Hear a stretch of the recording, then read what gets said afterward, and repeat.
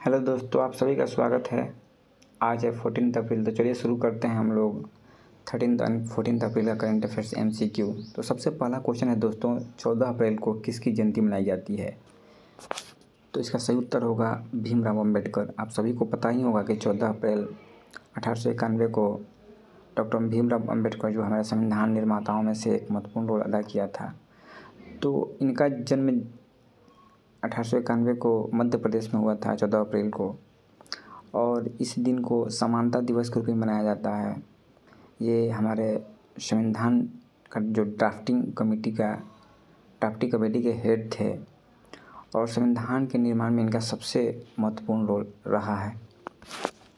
Next है महिला सुरक्षा और सशक्तिकरण पर स्त्री शिखर सम्मेलन 2025 का मेज़बान कौन सा शहर है? इसका सही उत्तर है हैदराबाद।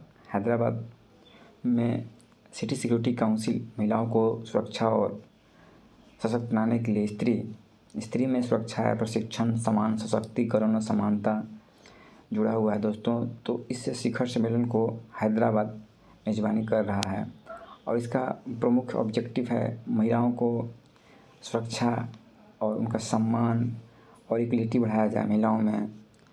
तो इन सब चीज़ों पर यहाँ पे मुख्य विषय, चर्चा, भाषण और कार्यशालाएँ आयोजित की जा रही हैं। महिलाओं में किस तरह से एंटरप्रेन्योरशिप को बढ़ावा दिया जाए, उनको आर्थिक रूप से किस तरह से सशक्त किया जाए, महिलाओं के समाज में भागीदारी को बढ़ाया जाए। तो इन सब चीज़ों पे यहाँ पे डिस्कशन हो रहा है। नेक्स्ट है, हाल ही में भारत के DRDO द्वारा परीक्षण किए गए लॉन्ग रेंज ग्लाइड बम का नाम क्या है? तो ये DRDO द्वारा लॉन्ग रेंज ग्लाइड बम का परीक्षण किया गया है, इसका नाम है गौरव। और इसको DRDO ने इसका परीक्षण पूरा किया है और 8 से 10 अप्रैल 2025 तक ये परीक्षण जो है सुखोई 30M के लड़ाकू विमान का उपयोग करके किया गया है। गौरव के बारे में कुछ जान लेते हैं दोस्तों। यह एक निर्देशित ग्लाइड बम है और इसकी रेंज है 30 किलोमीटर से 150 किलोमीटर के बीच इसकी रेंज है और यह एंटी एयरक्राफ्ट डिफेंस के पहुंच से परे लक्ष्यों को निशाना बनाने में सक्षम है। तो लगभग इसका 1000 किलोग्राम वज़न है और इस बम को उच्च सटीकता के लिए डिज़ाइन किया गया है। तो ये ग्लाइड निर्देशित बम है दोस्तों, जिसको DRDO ने इसका सफल परीक्षण कर लिया है। नेक्स्ट है, हाल ही में किस राज्य सरकार ने संकर चावल की किस्मों की खेती पर प्रतिबंध लगाया है? तो जो हाइब्रिड चावल की किस्में की खेती पर प्रतिबंध पंजाब सरकार ने लगाया है, हाइब्रिड बीज के। तो मुख्य रूप से जो हाइब्रिड बीज थे तो उनका जल एब्जॉर्प्शन कैपेसिटी ज़्यादा थी दोस्तों, जिससे पंजाब में जो ग्राउंड वाटर का लेवल है नीचे जा रहा था। और आप सभी को पता ही होगा कि जो हरित क्रांति सबसे पहले पंजाब हरियाणा के रीजन में 1960 के दशक में लाई गई, तो इस वजह से वहाँ पर गेहूँ और चावल का उत्पादन तो बढ़ गया, लेकिन अन्य समस्याएं जैसे ग्राउंड वाटर पोल्यूशन की, लेवल की नीचे गिरने की और ज़्यादा मात्रा में यूरिया का उपयोग करने के कारण जो किस्में हैं, हाइब्रिड किस्में, उनका इस्तेमाल ज़्यादा किया जाने लगा। तो उससे जो बीजों का कंटामिनेशन भी बढ़ा है, भूमि पोल्यूशन भी बढ़ा है। इन सभी चीज़ों के कारण से वहाँ पे हेल्थ इशू की समस्याएं ज़्यादा देखी जा रही हैं। तो इन सब चीज़ों को लेकर के पंजाब सरकार ने जो हाइब्रिड चावल के बीज हैं, पूसा वगैरह, इस पर प्रतिबंध लगाया है। नेक्स्ट है दोस्तों, हाल ही में समाचारों में रहा लीजियोनेयर रोग किस रोग के कारण होता है? इसका सही आंसर है बैक्टीरिया।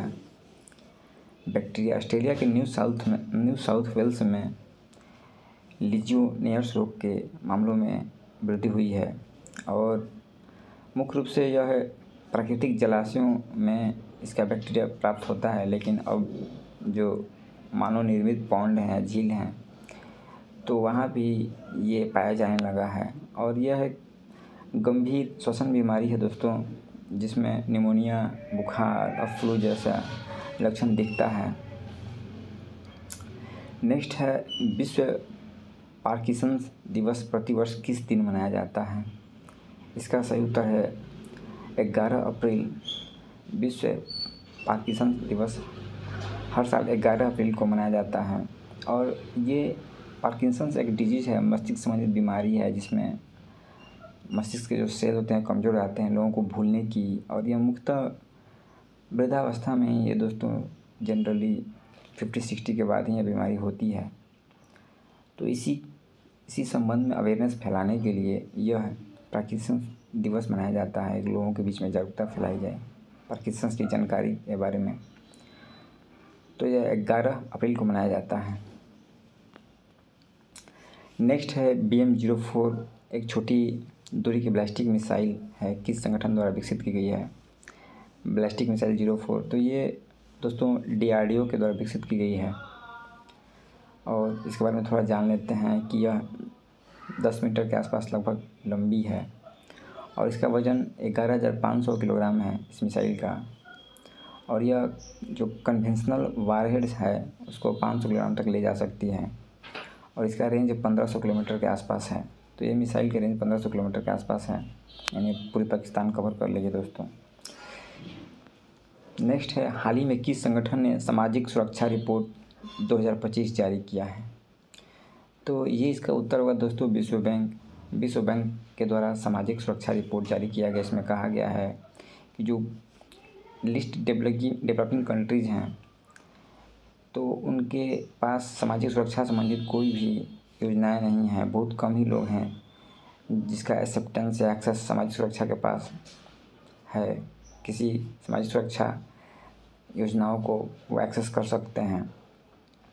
सबसे अधिक खराब स्थिति जो अफ्रीकन कंट्रीज़ है, सब सहारा अफ्रीकन ग्रुप के कंट्रीज़ हैं, उनकी स्थिति सबसे ख़राब है। वहाँ कोई भी सामाजिक सुरक्षा एक्सेस नहीं है।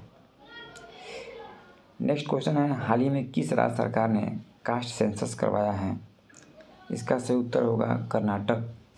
कर्नाटक ने अभी हाल ही में कास्ट सेंसस को अंजाम दिया है।